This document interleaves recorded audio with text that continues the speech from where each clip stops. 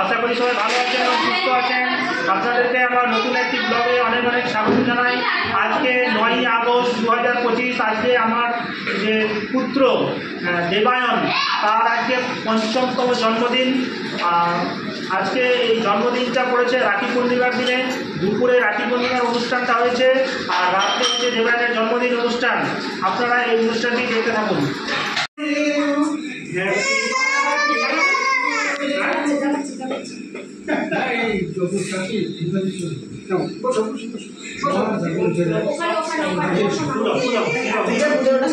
Happy birthday, Devayan. Happy birthday, Devayan.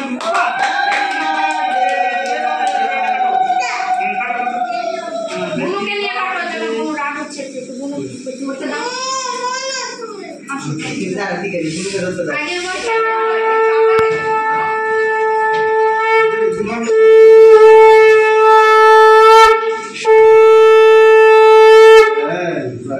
Happy birthday to you.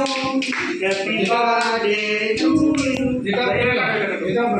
अरे वो मुख्य नहीं होगा खाइए देखो तुम्हें ना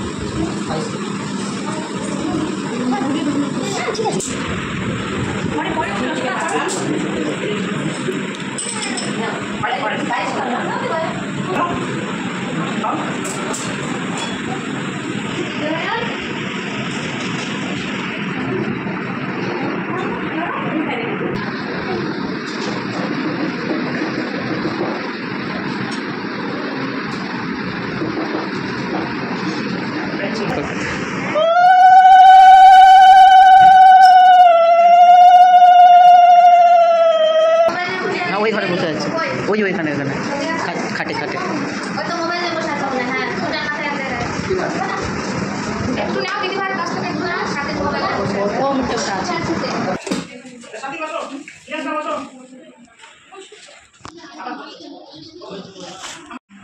এই যে আমাদের দীপাঞ্জন বাবু, সুমন বাবু,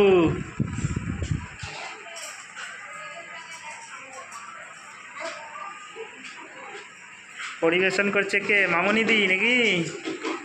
প্রিয়াঙ্কা, এই যে অন্তরা ম্যাডাম আমাদের দেওয়ানের,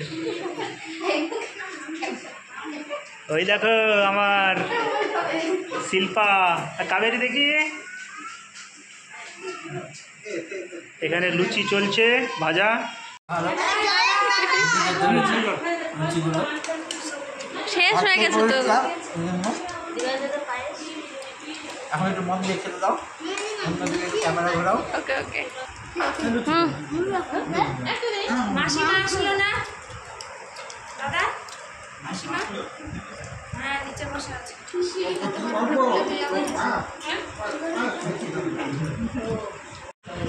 তোজো, সাথিকা বর্মন, কেমন হয়েছে ছোলার ডালটা? কাবেরী বিশ্বাস, পনিরটা কেমন হয়েছে?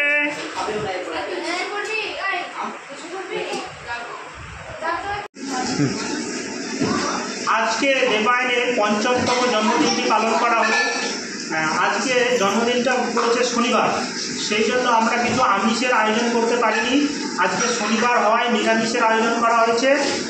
নিরামিষের মধ্যে হয়েছে গিয়ে লুচি, অ্যাভেলেবেল লুচি, যে কতগুলো লুচি খেতে পারে, আর হয়েছে ছোলার ডাল, আর হয়েছে গিয়ে পনিরের তরকারি, আর সাথে পায়েস এবং মিষ্টি। লুচিগুলো বেশ ভালোই ফুলকো লুচি হয়েছে। লুচিগুলো ভেজেছে হচ্ছে আমাদের ৫৫তম জন্মদিনে দেবায়নের ওর মা বাড়িতে কেক বানিয়েছে, চকলেট কেক। আর আমরা একটা আবার কেক দোকান থেকে গোল্ডেন বেকারি থেকে এনেছিলাম।